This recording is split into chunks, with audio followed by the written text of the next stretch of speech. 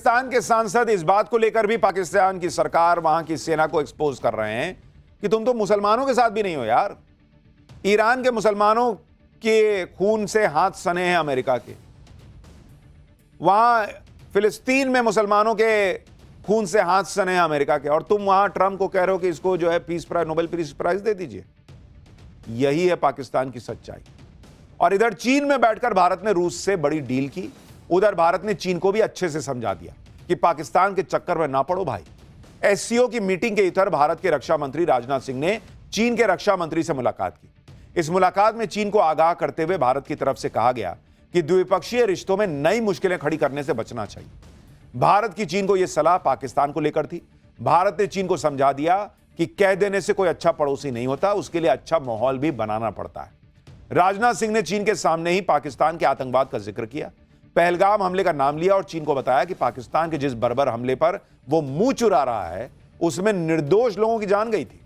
राजनाथ सिंह ने चीन के रक्षा मंत्री को यह भी बता दिया कि कैसे भारत ने ऑपरेशन सिंदूर में पाकिस्तान के आतंकी ठिकानों को तबाह किया। यानी चीन के सामने ही भारत उसे पाकिस्तान की बर्बादी की कहानी सुना रहा था, और शायद चीन को थोड़ी अकल आए ये उम्मीद कर रहा था। भारत की तरफ से चीन को यह भी समझा दिया गया है कि इस सीमा विवाद में बेवजह न उलझे और ऐसे मसलों को तरीके से सुलझाए, और इसके लिए भारत की तरफ से स्टेप बाय स्टेप प्रक्रिया को अपनाने पर जोर दिया गया। पहले 2024 की डिसएंगेजमेंट प्रक्रिया का पूरी तरह से पालन किया जाना चाहिए, सीमा पर तनाव कम करने का प्रयास किया जाना चाहिए, फिर सीमा को निर्धारित करने के लिए बातचीत की जाए ताकि हमेशा के लिए बॉर्डर विवाद का निपटारा हो सके। राजनाथ सिंह ने कहा कि ग्राउंड पर एक्शन लेना होगा, जो अविश्वास पैदा हुआ है उसे कम करना होगा। भारत और चीन दोनों तरफ से एलएसी पर शांति बनाए रखने पर जोर दिया गया। चीन के रुख से यही लग रहा है कि ऑपरेशन सिंदूर में पाकिस्तान की धुलाई देखकर वो ये समझ गया है कि भारत से सीधे टक्कर लेने में फायदा नहीं है बॉस। मोदी ने चीन को टाइट तो किया ही, फिर ट्रंप का भी नंबर आया, जो भारत पाकिस्तान के मामले में बड़े उछल रहे थे।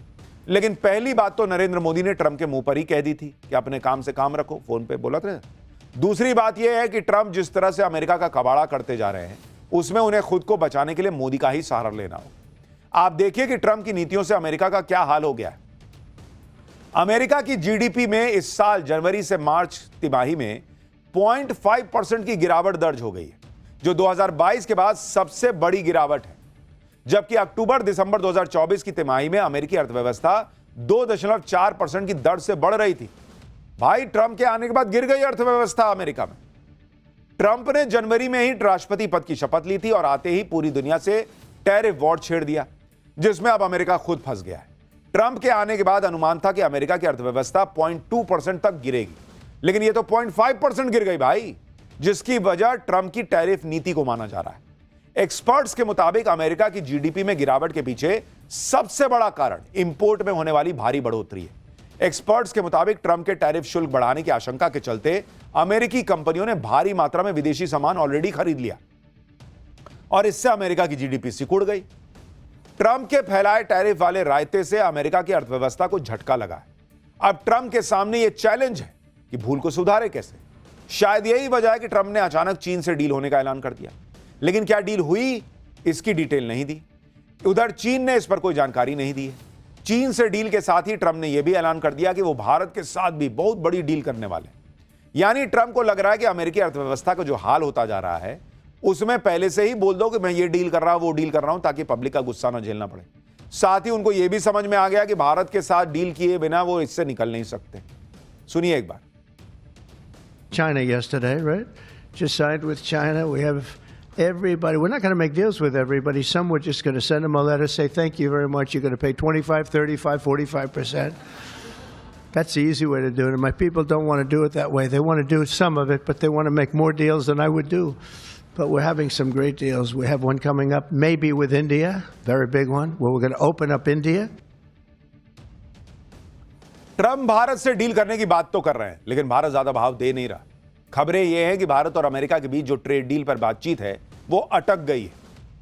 दरअसल ऑटो कंपोनेंट, स्टील और कृषि से जुड़े उत्पादों पर इंपोर्ट ड्यूटी को लेकर मतभेद की बातें चल रही हैं। सूत्रों के मुताबिक भारत की तरफ से कहा गया है कि वो डील करना चाहता है, लेकिन इसके लिए कुछ भी डील नहीं कर लेगा। भारत ने अपना रुख साफ कर दिया है कि वो जितना अमेरिकी प्रोडक्ट पर जहां छूट दे सकता था वो ऑलरेडी दे दिया है। अब फैसला यूएस को करना है। अगर 9 जुलाई के बाद अमेरिका रेसिप्रोकल टैरिफ्स भी लगा देगा तो भारत को लग रहा है कि वो इसके इंपैक्ट को झेल लेगा। यानी भारत ने अमेरिका को समझा दिया है कि भारत के हितों से समझौता करके डील नहीं होगी। जितना हम कर सकते हैं कर दिया, चलता है तो बताओ, नहीं तो चलते बनो। कृषि और कई ऐसे सेक्टर हैं जहां भारत को अपने घरेलू मार्केट को प्रोटेक्ट करना ही होगा। भारत के स्ट्रांग स्टैंड से एक बार फिर ट्रंप की झूठ की पोल खुल गई, क्योंकि पहले ट्रंप यह दावा कर रहे थे कि भारत ने नो टैरिफ एग्रीमेंट का प्रस्ताव दिया है, यानी अमेरिकी प्रोडक्ट पर कोई टैरिफ लगेगा ही नहीं। इधर भारत डील पर अपने स्टैंड पर अड़ग है, उधर ट्रंप यही माहौल बना रहे कि भारत से तो बड़ी डील होने वाली है। ट्रंप भी ये बात जानते हैं कि भारत कितना बड़ा मार्केट है और वो युद्ध और गिरती अर्थव्यवस्था के बीच में फंसे हैं। उन्हें खुद इस बात का एहसास होगा कि भारत ही वो देश है जो जियोपॉलिटिकली ट्रेड के लिए उन्हें सबसे ज्यादा सूट करता है। ट्रंप को यह भी पता होगा कि इकोनॉमी सुधारने के लिए वो दुनिया में ना तो चीन के पास जा सकते हैं ना रूस के पास जा सकते। ट्रंप के लिए एक तरफ कुआं दूसरी तरफ खाई वाली स्थिति है। ऐसे हालात में अमेरिका की अर्थव्यवस्था को सुधारने के लिए ट्रंप को भारत से ही उम्मीद होगी, क्योंकि पाकिस्तान तो किसी काम का है नहीं। वो तो खुद कटोरा लेकर खड़ा हो जाएगा कि सब कुछ इसमें डाल देते, आप मुझसे क्या मांग रहे हैं। आप देखिए कि अभी भारत और अमेरिका के बीच कुल बायलैटरल ट्रेड 11,28,000 करोड़ रुपए का है। साल 2030 तक दोनों देशों का टारगेट इसे करीब 4 गुना बढ़ाकर 42,74,000 करोड़ रुपए करने का है। अगर बायलैटरल ट्रेड डील हो जाती है तो इससे भी कहीं गुना ज्यादा फायदा अमेरिका को पहुंच सकता है। इससे अमेरिका की इकोनॉमी जो ट्रेड की वजह से गिर रही है वो वापस पटरी पर आ सकती है, और इसलिए ट्रंप को पता है कि उन्हें मोदी की जरूरत है। मोदी को उतनी जरूरत नहीं है, भारत को उतनी जरूरत नहीं है जितनी ट्रंप को भारत की जरूरत है। इनफैक्ट दुनिया को भारत की जरूरत है। ट्रंप को पीएम मोदी से उम्मीद इसलिए है क्योंकि ट्रंप ने इजरायल ईरान युद्ध में कूदकर कबाड़ा कर लिया। ईरान पर पहले बम गिराए, अब पैसे देने पड़ रहे हैं। उधर इजरायल का जो नुकसान हुआ उसे अमेरिका का ही नुकसान समझो, क्योंकि उसे अमेरिका ही पूरा सपोर्ट करता है। अब कहा जा रहा है, आप देखिए जो खबरें आ रही हैं उसके मुताबिक कहा जा रहा है कि ईरान को पैसा देगा अमेरिका। ईरान को पैसा देगा कौन? अमेरिका। भाई पहले फोड़ रहे थे, अब तुम कह रहे हो हम पैसा देंगे। क्या ये हिसाब है? और कितना पैसा देगा? 2,57,000 करोड़ रुपए। सोचिए बॉस, इतना पैसा देगा। 2.5 लाख करोड़ रुपए से ज्यादा। अपनी अर्थव्यवस्था अमेरिका से संभल नहीं रही। ईरान युद्ध में इजरायल का खर्चा जो है वो करीब 42,745 करोड़ रुपए 12 दिन के युद्ध का बैठा है। गाजा युद्ध में इजरायल का खर्चा 34 लाख करोड़ रुपए है करीब 2 साल में। यह सारा पैसा अमेरिका की जेब से जाना है। अमेरिका ऐसे ही खर्चा करता रहेगा तो एक ना एक दिन हालात खराब हो जाएंगे। ऊपर से ट्रंप की पॉलिसी है जो अमेरिका को और बर्बाद कर रही है। मेडिकल कॉलेज के बाद आप सोचिए, इस पर आऊंगा आगे, बंगाल की बात करूंगा, लेकिन आप सोचिए क्या हालात हो गए हैं कि ट्रंप जो है उसको समझ